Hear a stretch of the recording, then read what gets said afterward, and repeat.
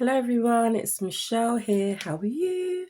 I'm back to read The Hidden Effects of Trauma, okay, in my From Dust to Diamond book. So let's go. Sorry, just drinking my coffee down very quickly. The Hidden Effects of Trauma.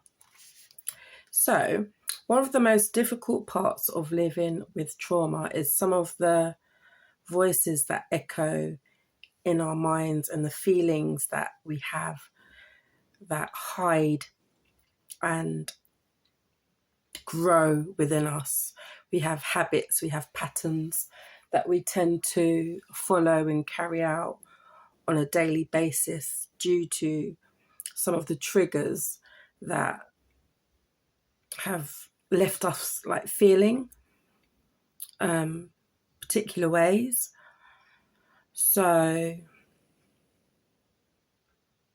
it may not always help us connect with the past because we've got these habits and patterns that we're doing to cover up layers upon layers of what have been built up over time.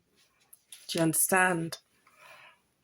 You don't realise that it's trauma because you've learned how to survive and cope with what it is that you've gone through. Smile, get up, carry on, tidy up, go shopping, maybe eat your way out of things. A lot of people have different ways of coping with their traumatic experiences. And yeah, you might not actually realise that it's trauma. Sorry, my hair's sticking up. Sorry. You may not realise that it's trauma. So I've got anxiety as one of them. Anxiety that never seems to leave. It's always waiting for something to go wrong, something to happen. You're always looking left, looking right, thinking that danger is going to appear anytime you enter a room. And often the worst case scenario plays over and over in your head. You get short of breath, heart palpitations, panic attacks type of thing. Then I've got perfectionism, always wanting something to be perfect, worrying that it's going to go wrong. You want it to be flawless. Some people feel like that when looking at themselves in the mirror. They don't think that it's okay for their hair to be a mess and just to leave it messy, or for their skin not to have certain products, or they need to have certain items of clothing to feel worthy and important, or their house has to look a certain way, or their car needs to be a certain way. Like everything has to be in order. I sound like I'm talking about OCD, but it's not necessarily OCD. It can be just the need of perfection. Yeah. Believing that you must perform flawlessly to avoid criticism, rejection, and punishment. Some people think that, I need to pass all of my exams or everyone's going to look at me like a failure. It's okay to get something wrong in your life, Self-doubt, second-guessing every decision, apologising for existing or feeling unworthy of taking up space. Always saying, I'm sorry. This is in the way, that's in the way. Oh, sorry about that. Oh, sorry, did I hurt you? Sorry, did I do... Just stop being sorry all the time. It's okay. Okay? Fear of abandonment, fear of being alone, panicking when someone doesn't reply to your messages, feeling unwanted at the smallest sign of distance or holding on to a toxic relationship just to avoid being alone. They'd rather stay in a relationship that means them no well, no good, go through so much abuse just because of fear of being alone, and that's wrong. You know, it's so important to know that you're worth so much more, and these things take time. It takes time, but I'm just telling you now what the hidden effects of trauma are. Overgiving, pouring yourself into others to feel valuable while quietly burning out. So I've been through this in my life where I've really wanted to do everything I can to make others happy, and yet my own life was on the back burner. I was so tired and exhausted that I didn't have time for my own success and my own health and my own life. So it's important that you put yourself first and try not to overgive too much to others. Silence. This is a really interesting one because I've also been through this. When I was very young, I didn't speak when I should have spoken, and you can often feel worried or scared of what other people will think. If you've been through trauma, you don't say things that you're meant to say, and you often try and cover things up with other actions, okay? Not speaking up when your boundaries are crossed because you learned that your voice would not be heard or respected. I think a lot of young people go through that. When they're younger, they're told to be quiet, don't speak, you're a child, you know? So you tend not to say things because of fear of what other people might think or not being believed or respected. I think in the times that we live in now, it's a little bit different. Young people just say what they want to say. They don't care anymore. There's a lot of emphasis on health and mental well-being and self-love. And a lot of people are starting to really home in into spirituality and what it is that they deserve and crave. And I think more people are speaking out, especially in the younger generations. So each of these symptoms of unhealed trauma can be survival responses that once served a purpose, but now they're holding you back. Okay? None of them are personality flaws. They're not who you are. They're not a part of your personality. They are survival responses that once served a purpose, but they are now holding you back. I'm just going to leap forwards. So, how can we heal from all of these hidden effects of trauma? How can we heal? Everyone wants to know, what can I do to make myself feel better? What can I do to make myself feel confident again when I look in the mirror?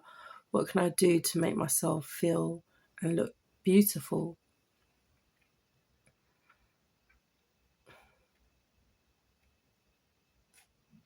Healing does not begin with forgetting nor pretending that the past never happened.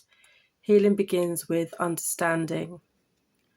Before you can rebuild, you must look honestly at what was broken.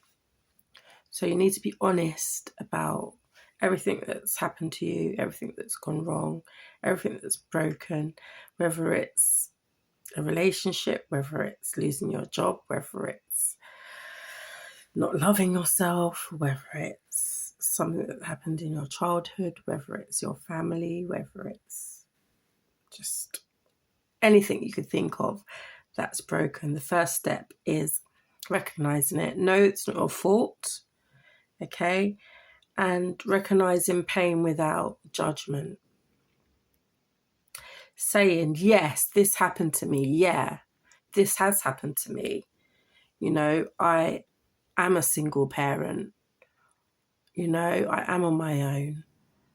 I am doing this thing by myself, for example. It has affected me and it is difficult. It can be hard. Yes, yes. But I'm not going to blame myself, okay, for what's happened in my past. I'm going to move forward. That's just an example, okay? So it's about saying, yeah, this happened to me, but I'm not going to blame myself. I'm not going to let this determine who I am moving forwards. I'm going to do something about it, okay? And it's just about telling the truth and being honest with yourself, because you'll find then you can embrace who you are a bit more with confidence and strength. You get more courage and wisdom, okay? The second step is to practice self-compassion.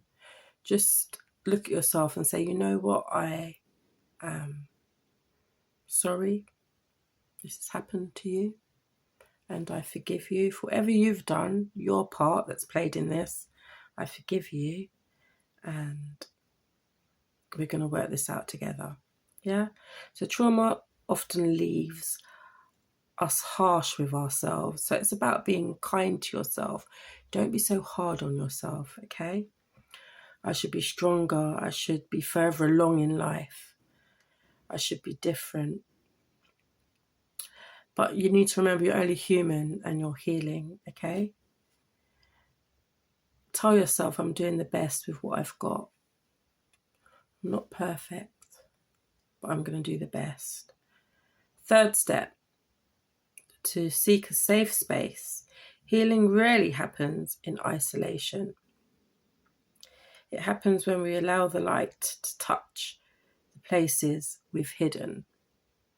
Whether it's a trusted friend, a faith community, a therapist, or a journal, find a space where your truth can exist without fear. Safety is everything. Finding a safe space.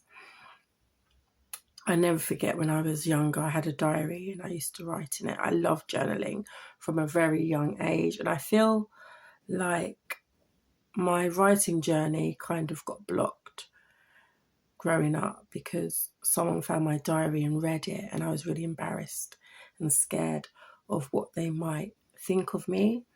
I had a crush on someone at school and I wrote it all down in my diary. I was only 10.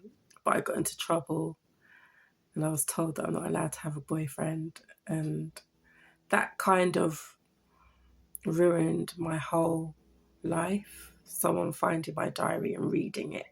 I loved writing, and it took me a long time to find that safe place again. And yeah, I felt kind of exposed, you know, the fact that someone found it and then teased me and told me what I can and can't do. So I think it's important that you find that safe place where no one can come and, you know, sabotage what it is that you're trying to rebuild. So I'm going to read from Dust to a Diamond, a paragraph. Think of trauma like dust. Dust settles quietly, covering everything. It can make you feel heavy, dull, unworthy of notice. But under the right conditions, with pressure, heat, and time, even the most ordinary dust can transform into something unbreakable, even radiant, precious. This is what healing does. It takes what was broken and makes it strong. It takes what was hidden and makes it shine.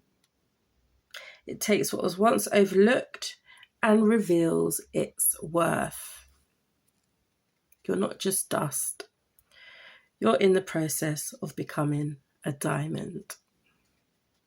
So what I want you to do is write down 3 hidden effects of trauma that you recognize in yourself or may have recognized in the past, whether it was anxiety, perfectionism, fear, abandonment, or silence. Write them down and say, this is not who I am. This is what I survived. Who I am is stronger, more wiser, and still becoming. Okay, I will move on 2 minutes about reclaiming what was lost. Okay, it's so important that we learn to reclaim. Trauma can leave you feeling as though pieces of your life, your joy, and even your identity has been stolen. But healing is a process of reclaiming your voice, i.e. speaking honestly, writing your journal, telling your story on your own terms, reclaiming your body, treating yourself with care, rest, movement, and boundaries instead of shame and exhaustion. Reclaiming your time, choosing where your energy goes instead of allowing the guilt or obligation to control you. Reclaiming your faith and hope, trusting in something greater than trauma and allowing yourself to believe in the future. Reclaiming your joy, laughter, play, creativity, and simple pleasures that trauma once silenced. Every act of reclaiming, no matter how small, is an act of resistance against what harmed you. It is how you rewrite your narrative from being defined by trauma to being defined by resilience and renewal. So I hope you've enjoyed that. What you can do, I've got my eye on the time. What you could do is write a list of the things you want to reclaim in your life. For each, ask yourself, what small steps should I take this week to move closer to reclaiming these things? So, what steps? Okay, thanks for watching. I'm going to dash off now because I have some bits and bobs to do in the kitchen. I've got to make dinner. So, speak to you later. Bye.